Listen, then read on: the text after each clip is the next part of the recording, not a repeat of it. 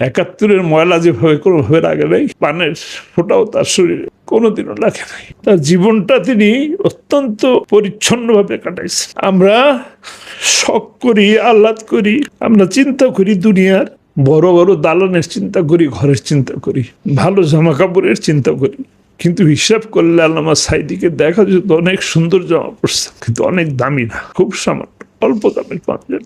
দুনিয়াবি টাকার কথা চিন্তা করলে তো আজকে শত কোটি টাকার মালিক হওয়ার জন্য কোনো সমস্যাই ছিল না। মক্কায় বা বিদেশে যখন যান, তার ভক্তবৃন্দরা তাকে যত কিছু দেন, যদি তিনি চাইতেন, মক্কার মানুষই বলেন আর কি আমাকে অনেক সময়, তিনি যদি চাইতেন যে যা গিফট পাইছেন তাই যদি সব নিয়ে আসতে চাইতেন, তাহলে তাকে একটা কার্গো ভাড়া করে আনতে হইত। কিন্তু তার অভ্যাসটাই ছিল যেভাবে পাইছে ওইভাবে দিয়ে দেওয়ার জন্য। প্রচুর আতর পাইতেন, আবার আতর ঠিকই মানুষকে দিয়ে দিতেন। অনেক জায়নামাজ পাইতেন, অনেক জায়নামাজ মানুষকে দিয়ে দিতেন। কাপড় পেতেন, যাই পাইতেন, এর মধ্য থেকে মানুষকে উনি অনেক ভালোবাসতেন। সব থেকে বড় গুণ ছিল যেটা, যে আলেম ওলামাকে খুব শ্রদ্ধা করতেন, সম্মান করতেন। আলেম তিনি বয়সে ছোট এইটা চিন্তা করতেন, আলেম চিন্তা করতেন আলেমকে সম্মান দেওয়া, ভালোবাসা দেওয়া এবং প্রয়োজন বোধে নসিহা করা, এটা উনি কখনোই পিছপা হতেন। আমি টুপি নিয়ে চিন্তা করছিলাম আমার বুঝ হওয়ার পরে, যে এইরকম টুপি শুধু আব্বা একা ব্যবহার করে, আর কারোর মাথায় এই টুপি নাই কেন, এটা আমার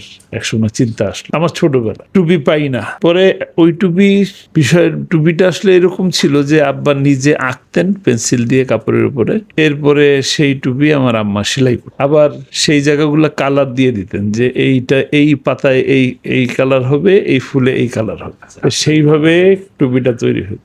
বুঝ হওয়ার পরে এক সময় যখন আমার জীবনের প্রথম সৌদি আরব যাই, তখন দেখলাম যে এরকম টুপি পাওয়া যায়, আমরা যেগুলো মাথায় দিচ্ছি। তো তখন দেখলাম যে আব্বা ওইখান থেকে টুপি নিয়ে এসে, আবার তখন তো অনেক লম্বা লম্বা থাকে, বড় থাকে, সেগুলো আব্বা আবার কেটে আবার একটা নিজস্ব সিস্টেমে সেটা পড়তো। এটা জানতে জানতে একসময় জানলাম যে এটা আসলে তৈরি হয় ওমানে, চায়না এবং ওমানে, এই দুই জায়গায় তৈরি হয়, মানে আসছে ওমান থেকে, মানে ওমানেরই এটা উৎপত্তি।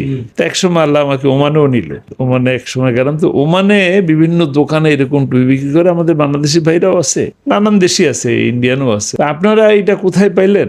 আর আমার তো জানার ইচ্ছে যে আব্বা এটা কোথায় পেলেন। তো দেখা গেল যে আসলে ওনারা এই বিষয়ে কিছু জানে না, ওনারা দেখে যে এইটার ব্যবসা ভালো, ওনারা এই ব্যবসাটা। আমরা সবাই আল্লামা সাঈদীকে মঞ্চের একজন সিংহের মতন মনে করি, মঞ্চে আসলেই আল্লামা সাঈদী একজন সিংহের মতো, কিন্তু মঞ্চ থেকে নামলে তার মতন বিডুই খুব কম মানুষ।